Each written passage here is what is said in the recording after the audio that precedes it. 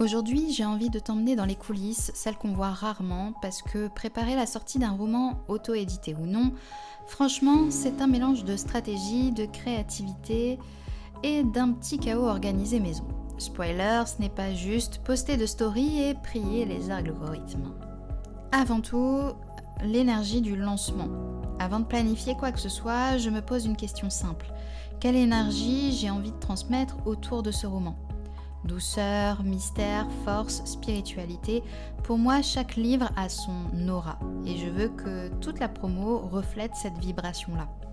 Ensuite, j'attaque le planning éditorial. C'est la partie très architecte de ma personnalité. Je liste les dates importantes, les moments où je vais teaser, les moments où je vais révéler et les moments où je vais vraiment pousser la sortie. Je prépare toujours le planning en avance, parfois un mois, parfois 2. Ça me permet d'éviter l'impro totale et surtout le stress de dernière minute. Ensuite, les idées de posts et vidéos, la phase créative. Là, j'entre dans ma partie préférée, trouver les idées de posts et de vidéos. Je me demande toujours qu'est-ce que je peux partager sans spoiler, qu'est-ce qui peut créer de la connexion avec toi, avec ma communauté, de quoi j'ai envie de parler vraiment. Ça peut être une ambiance du roman, un extrait, une anecdote d'écriture, un moment de coulisses, une thématique importante de l'histoire et en vidéo, ça peut être face caméra, vlog écriture, reveal couverture, réponse aux questions, backstage des corrections. Je fais une liste longue, très longue et après je prie. Enfin, quoi dire et où le dire ?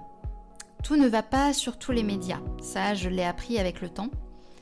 Instagram, c'est parfait pour l'esthétique, les extraits, les émotions, les petits moments poétiques, les stories spontanées. Et quelques conseils ici et là, des petits tips, des petites anecdotes, ce genre de choses. YouTube, c'est pour les coulisses détaillées, le long format, le storytelling, transmettre l'expérience de l'autrice. La newsletter, c'est l'espace intime. Je peux tout raconter sans filtre, dévoiler l'envers du décor, parler de l'émotion derrière les mots. Je ne vais pas parler de TikTok parce que je n'y suis pas et que c'est pas une plateforme que j'utilise. Je n'utilise pas non plus Twitter. Donc voilà, je parle uniquement de ce que j'utilise pour ma chaîne et pour mon identité d'autrice. Et forcément, en fonction de ce que je vais publier ou la dynamique, la longueur, la créativité va pas être la même et je vais pas forcément raconter les mêmes choses en fonction de ce que je vais publier sur quelle plateforme. Chaque plateforme a son langage et j'essaie de parler la langue de chacune. C'est pour ça aussi que je trouve bien de se focaliser uniquement sur un ou deux médias principaux pour ne pas trop s'éparpiller et bien comprendre ce fameux langage et trouver vraiment sa patte et créer sa communauté le mieux possible.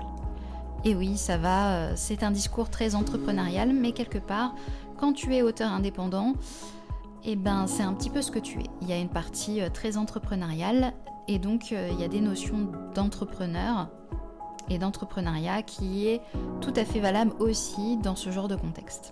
Après, ce n'est pas le sujet, mais si ça t'intéresse de faire ce parallèle et d'aller un peu plus loin, n'hésite pas à me dire en commentaire, je le ferai avec joie. Mais là, ce n'est pas le sujet, c'est juste un petit rappel. Enfin, il faut préparer les visuels et les illustrations. Une fois que j'ai mes idées, je crée le visuel. Je passe par Canva, évidemment, je teste des couleurs, des ambiances, des polices.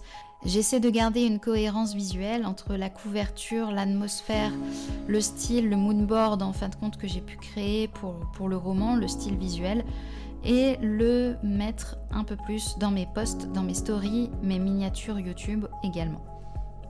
Comme ça, dès qu'on voit un contenu, on sait que ça vient de moi et plus particulièrement savoir de quel livre je parle parce que forcément, bien que j'ai ma patte à moi et que tous mes livres sont issus de moi, il y a une patte commune, mais il y a des petites subtilités qui diffèrent d'un bouquin à un autre forcément aussi. Et enfin, tout s'assemble.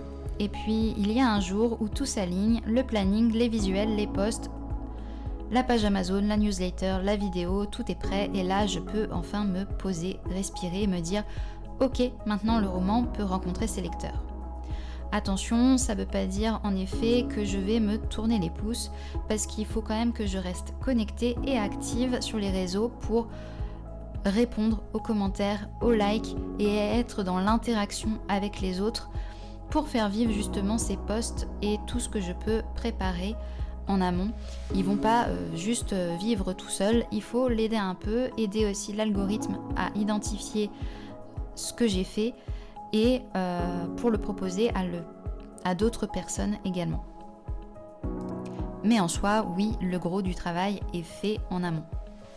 Préparer une sortie de roman, c'est un peu comme préparer un rituel. On organise, on ajuste, on crée, on se trompe parfois, mais on avance avec intention. Et si toi aussi tu prépares une sortie, souviens-toi, tu n'as pas à tout faire parfaitement. Fais-le avec sincérité, avec cœur, c'est ça qui crée la vraie connexion. Et toi, tu prépares ta promo, comment ? Tu es plutôt planning militaire ou intuition totale ?